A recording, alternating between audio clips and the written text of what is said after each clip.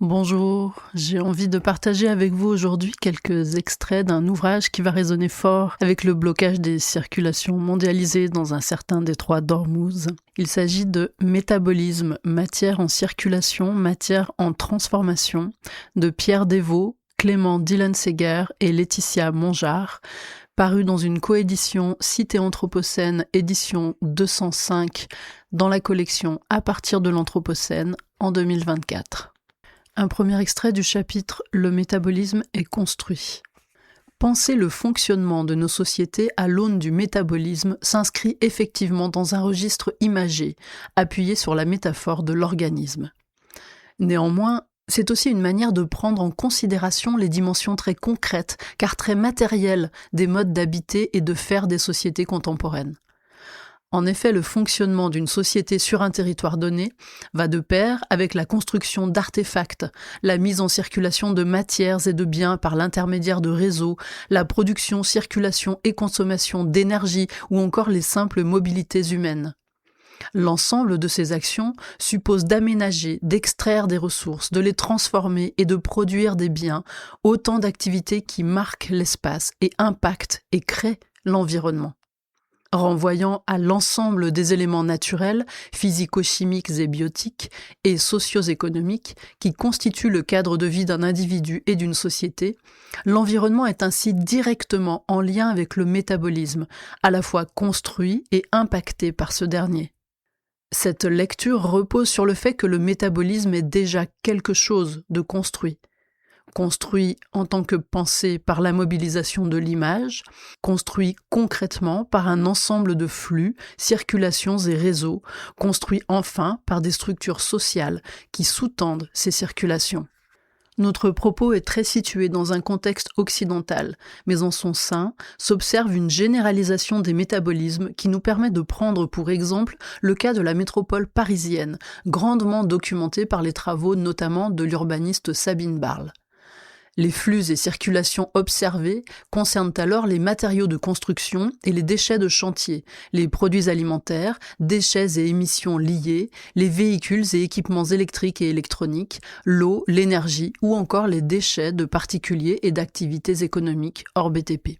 En s'intéressant aux flux et circulations de ces matières en amont et en aval, mais aussi au cours du fonctionnement d'un territoire donné, l'approche en termes de métabolisme conduit à considérer la façon dont ces mobilisations de matières façonnent, transforment l'environnement. Plus fondamentalement, la prise en compte de la matérialité sous-jacente aux productions, consommations et rejets de biens, énergie et matériaux rend intelligible ce que l'écologie politique urbaine formule comme urbanisation de la nature.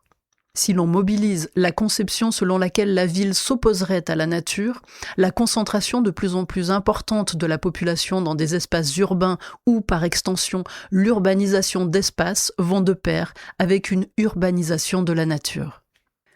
Ce phénomène est associé, parce qu'initié par, au fonctionnement économique capitaliste, selon lequel la nature est pourvoyeuse de ressources qu'il s'agirait d'exploiter.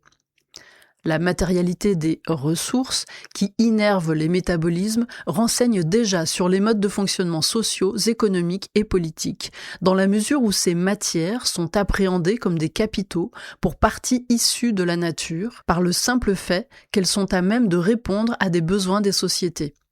Système économique et social caractérisé par la propriété privée des moyens de production et d'échange et par la recherche du profit, le capitalisme se structure sur des rapports de domination entre classes sociales, mais aussi sur des rapports de domination des hommes sur leur environnement. La production au cœur de ce système économique repose encore principalement sur l'extraction, l'exploitation et la transformation de matières issues de la biogéosphère. C'est ainsi l'extractivisme qui permet de répondre aux besoins de la société de consommation. L'extraction de ressources naturelles constitue le point de départ de processus industriels linéaires, à l'issue desquels émergent des déchets dont il s'agira d'assurer la gestion pour limiter leur impact sur l'environnement. L'effet de la mondialisation s'observe de deux façons au travers des métabolismes. D'une part, on constate une standardisation des matières et produits inhérente à leur marchandisation. Par la mobilisation de catégories juridiques et sociales, les matières ont les mêmes valeurs et utilités d'un espace à un autre et sont amenées à circuler à l'échelle mondiale. D'autre part, alors que l'analyse des métabolismes se fait pour un territoire donné, ces considérations mettent en évidence les relations existantes entre des espaces à l'échelle mondiale et ce, à différentes échelles. Une agglomération est liée tant à sa périphérie proche qu'à différentes aires régionales d'autres continents. Ces circulations mondialisées, mais élémentaires aux fonctionnements locaux, reposent sur des infrastructures matérielles que l'on peut appréhender comme la matérialisation même des métabolismes.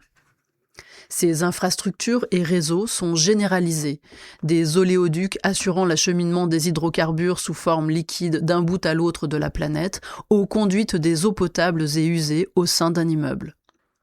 Clés de fonctionnement du système décrit préalablement, les infrastructures font également l'objet d'une généralisation issue du modèle industriel garante de la compatibilité des réseaux entre eux. Cette compatibilité repose sur l'institutionnalisation du rôle d'experts chargés de concevoir, certifier, entretenir les infrastructures. C'est ainsi à la fois un système simplement fonctionnel, constitué à des fins d'organisation et de contrôle, et de fait doté de capacités de pouvoir dans l'agencement des circulations de matière et par extension de capitaux.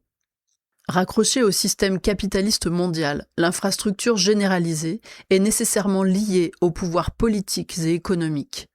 La contrepartie de cette organisation mondialisée est relative à ses liens avec une conception prédatrice des relations à la biogéosphère, comme entre individus et groupes sociaux.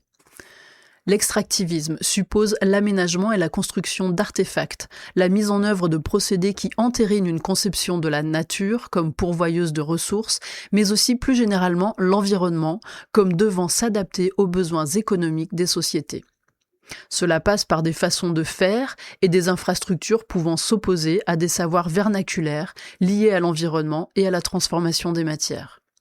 Cet affranchissement des savoirs vernaculaires participe de surcroît à une restructuration du pouvoir au sein d'une société. Les détenteurs de savoir garants d'un fonctionnement initial seront dominés par les experts imposés avec et par un nouveau fonctionnement.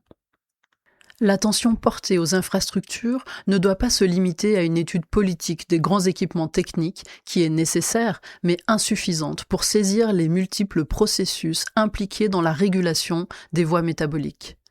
Les infrastructures sont ainsi à repenser non seulement comme dispositifs techniques, mais aussi comme un ensemble de pratiques destinées à canaliser et orienter les flux dans les milieux urbains.